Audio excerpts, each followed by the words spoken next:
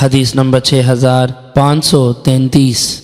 حضرت حشام بن حکیم بن حزام رضی اللہ عنہ فرماتے ہیں کہ وہ ملک شام میں کچھ لوگوں پر گزرے جن کو دھوپ میں کھڑا کیا گیا تھا اور ان کے سروں پر زیتون کا تیل بہایا گیا تھا۔ ان لوگوں کو خراج نہ دینے کی وجہ سے یہ سزا دی جا رہی ہے۔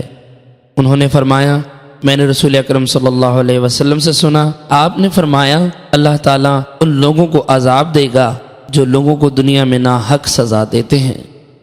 حدیث نمبر 6534۔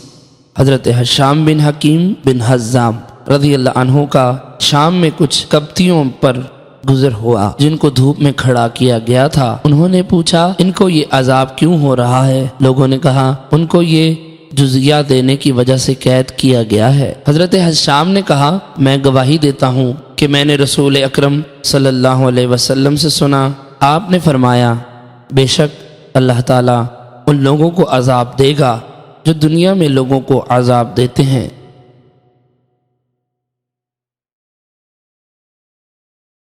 حدیث نمبر 6535۔ امام مسلم رحمۃ اللہ علیہ نے اس حدیث کی 2 سندیں اور بیان کی ہیں۔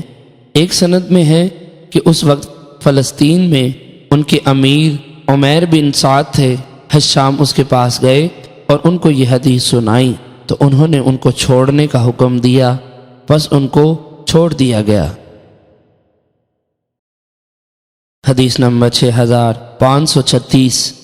حضرت عروہ بن زبیر رضی اللہ عنہ بیان کرتے ہیں کہ حضرت حشام بن حکیم رضی اللہ عنہ نے دیکھا کہ حمص کے حاکم نے جزیہ کے سلسلے میں کچھ کپتیوں کو دھوپ میں کھڑا کیا ہے، تو انہوں نے پوچھا یہ کیا ہے؟ میں نے رسول اکرم صلی اللہ علیہ وسلم سے سنا، آپ نے فرمایا بے شک اللہ تعالیٰ ان لوگوں کو عذاب دے گا جو دنیا میں لوگوں کو عذاب دیتے ہیں۔